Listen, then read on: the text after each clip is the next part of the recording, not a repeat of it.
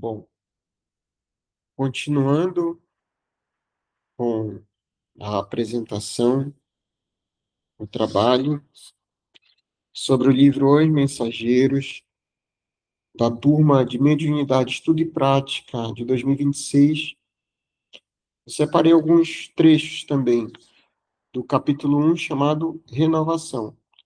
Nesse capítulo, o André Luiz ele vai nos atualizar da sua disposição íntima, como é que ele se encontra agora no plano espiritual, né? Então, aqui tem o seguinte trecho. Antes, a inquietude relativa à companheira torturava-me incessantemente o coração, mas agora, vendo-a profundamente identificada com o segundo marido, não via recurso outro que procurar diferentes motivos de interesse. Foi assim que, eminentemente surpreendido, observei minha própria transformação no curso dos acontecimentos. Então, nesse trecho aqui, ele relata como é que está a disposição dele, que antes, no livro anterior, ficou um pouco revoltado com a questão das segundas núpcias da esposa, que ficou ainda na Terra, reencarnada, e ele observa com admiração o mudar, o proceder de sentimento dele, não é que ele não fica mais, ele ficou surpreendido, mas não fica mais tão aborrecido, ou nem fica de nenhuma forma aborrecido, como que está dizendo aí, e que ele vê agora na ex-esposa como uma irmã que merece auxílio na medida em que ele puder oferecer esse auxílio também, tanto a ele quanto ao atual marido, que antes ele via ele como rival e agora como um irmão, realmente. E é um aprendizado para todos nós, essa questão da possessão que ele trata. Depois, no próximo item, experimentava o júbilo da descoberta de mim mesmo. Dantes vivia a afeição do caramujo, segregado na concha, impermeável aos grandiosos espetáculos da natureza, rastejando no lodo.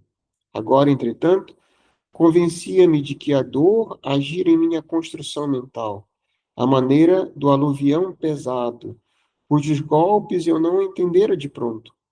A aluvião quebrara a concha de antigas viciações do sentimento, libertara-me, expusera meu organismo espiritual ao sol da bondade infinita, e comecei a ver mais alto, alcançando longa distância. Aqui eu lembrei daquele mito da caverna de Platão, né? Em que nós, numa metáfora, que ele usou a metáfora do caramujo, que vive segregado por escolha própria dentro da concha, então, dentro dessa caverna também, nessa escuridão, não tem contato com os outros e nem consigo mesmo, né? E ele reconheceu que os reveses de tudo que aconteceu até ali agiram de uma forma enérgica, né, metaforicamente, para quebrar essa concha, para quebrar o orgulho, para quebrar a vaidade. E à medida que foi sendo desconstruído esse orgulho e essa vaidade, ele começou a sair da concha, como na metáfora, olhar para o alto e divisar um novo horizonte, a luz divina, né? Então foi isso. O próximo diz: órfão de afetos terrenos e conformado com os desígnios superiores que me haviam traçado diverso rumo ao destino, comecei a ouvir o apelo profundo e divino na consciência universal. Então, à medida que essa casca se quebra, ele começa a ouvir também nesse novo horizonte outras vozes, digamos assim, e ouve o chamado para essa elevação. Então, a conversação espiritualizante tornara-se indispensável. Aqui eu identifico orar e vigiar, não é? Então, ele sempre buscava, numa forma de orar e vigiar, essa conversa espiritualizante, algo que levasse a reflexão para ele, que ele pudesse contribuir com o outro, uma conversa totalmente edificante.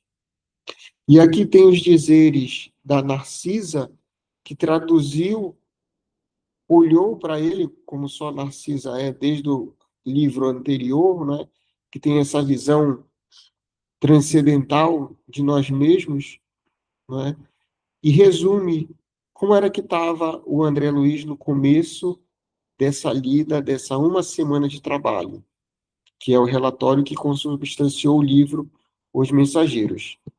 Então, a Narcisa diz: André, meu amigo, você vem fazendo a renovação mental.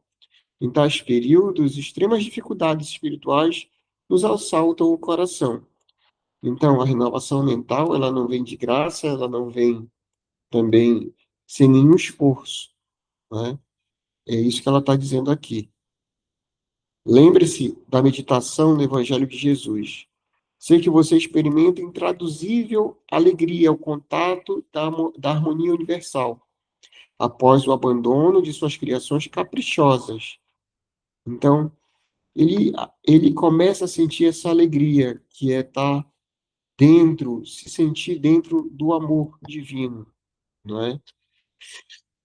E quando que acontece isso? Após as criações, após ele abandonar as criações caprichosas que nós ainda temos, por isso que nós estamos aqui, o orgulho, a vaidade, defrontando então os novos caminhos que se descerram para a sua esperança.